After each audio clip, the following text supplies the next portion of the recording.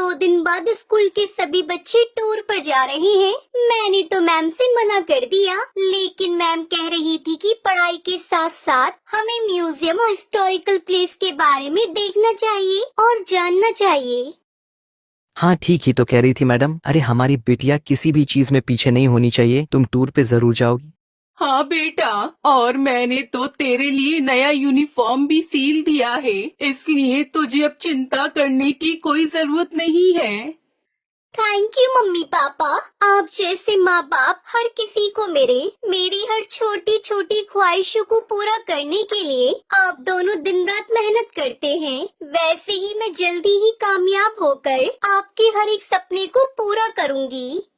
Tuntuni middle class family से थी। उसके पापा कुली थे और उनको दूसरों का बोझ उठाने का जो भी काम मिलता वो करते और उससे पैसे मिलते थे, वो उसी से अपना घर चलाते थे। वो लोग वही स्टेशन के पास किराए का घर लेकर रहते थे। ऐसे ही हंसी खुशी टुनटुनी का परिवार चल रहा था। टुनटुनी के पिता टुन्नू चुड़ा बहुत ही विनम्र और दयालु स्वभाव के पक्षी थे।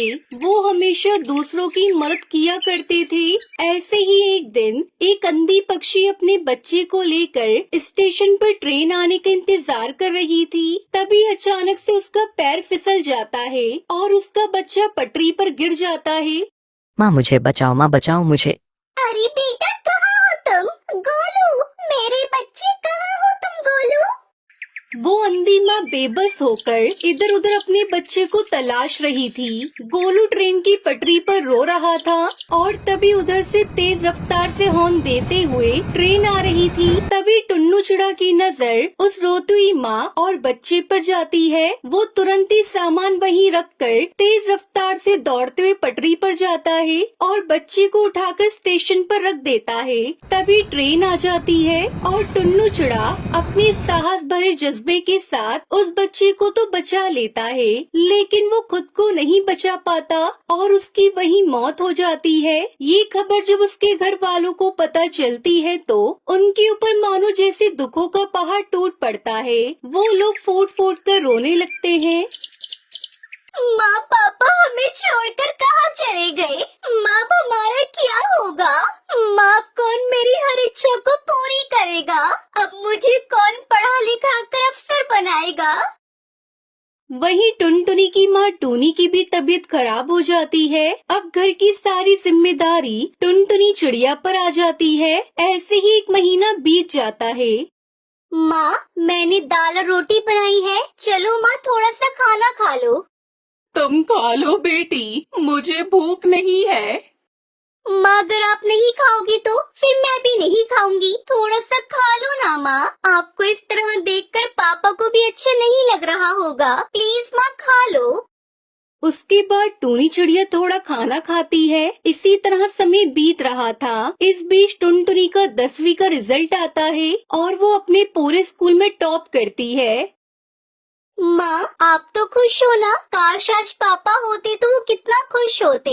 पर देखना माँ, मैं जल्दी ही आगे की पढ़ाई पूरी करके अपने पापा का नाम रोशन करूँगी। टुनटुनी ये सब कह रही थी कि तभी वहाँ पर उसका मकान मालिक कड़कनाथ सेठ आ जाता है। देख टुनटुनी, अब तुम दोनों अपने रहने के लिए कोई दूसरा ठिकाना ढूंढ लो, क्योंकि यह घर मैंने किसी और को किराए पर दे दिया है। मालिक, घर देने से पहले एक बार आप हमसे पूछ तो लेते।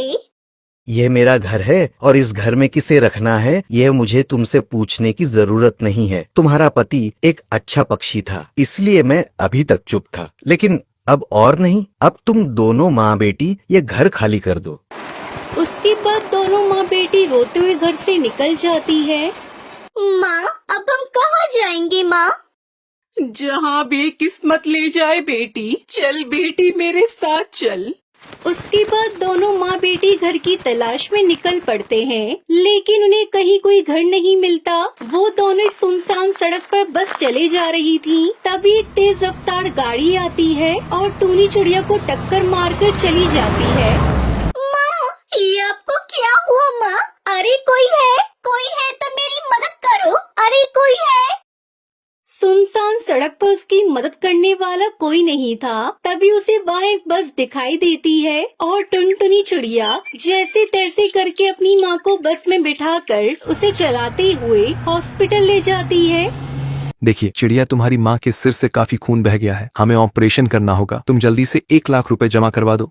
डॉक्टर साहब, आप ऑपरेशन की तैयारी करिए, मैं अभी पैसे लेकर आती हूँ। टुनटुनी उसी बस में बैठकर रो रही थी। हे भगवान, पापा को तो पहले ही मैं खो चुकी हूँ। अगर माँ को कुछ हुआ तो मैं नहीं जी पाऊंगी। मुझे हर हाल में मेरी माँ की जान बचानी है, लेकिन मैं इतने सारे पैसे कहाँ से लेकर आऊंगी? तभी उस बस में से आवाज आती है, परेशान मत हो टुनटुनी चिड़िया, मैं परी लोक से आई हुई हूँ। मैं जादुई बस हूँ और तुम्हारे परिवार वालों की अच्छाई को देखते हुए ही रानी परी ने मुझे तुम्हारी मदद के लिए भेजा है। आज से तुम्हें घबराने की कोई जरूरत नहीं है। ये लो, ये पूरे 1 लाख रुपए हैं। जादुई बस, मैं तुम्हारा ये एहसान कैसे चुका पाऊंगी? थैंक यू बस, तुमने मेरी ऐसी मुश्किल समय में मदद की जब मेरा साथ देने वाला कोई नहीं था। उसके बाद टुनटुनी वो पैसे लेकर अपनी माँ का इलाज करवाती है। कुछ दिनों में उसकी माँ ठीक हो जाती है। फिर जादुई बस टुनटुनी चिड़िया से कहती है, अब तुम दोनों माँ बेटी जल्दी से मेरी बस में जाकर बैठ जाओ, मैं तुम्हें एक चमत्कार दिखाती हूँ। उसके बाद वो बस खुद ब खुद एक बस घर के रूप में बदल जाती है। टुनटुनी, आज से ये घर तुम्हारा है। तुम अब यहाँ अपनी माँ के साथ आराम से इस बस घर में रह सकती हो। और हाँ, तुम्हें इस घर में किसी भी तरह की कोई कमी नहीं होगी। वो सब तो ठीक है जादुई बस, लेकिन ये बस घर तो शहर से काफी दूर है। फिर मैं अपने स्कूल कैसे जाऊंगी? बस इतनी सी बात, मैं हूँ ना, मैं भला किस दिन काम आऊंगी। उस दिन के बाद से टुनटुनी और उसकी माँ जादुई बस घर के साथ हंसी खुशी रहने लगती है। उन्हें अब किसी भी चीज की कोई कमी नहीं होती और जादुई बस हर कदम पर टुनटुनी की सहायता करती है।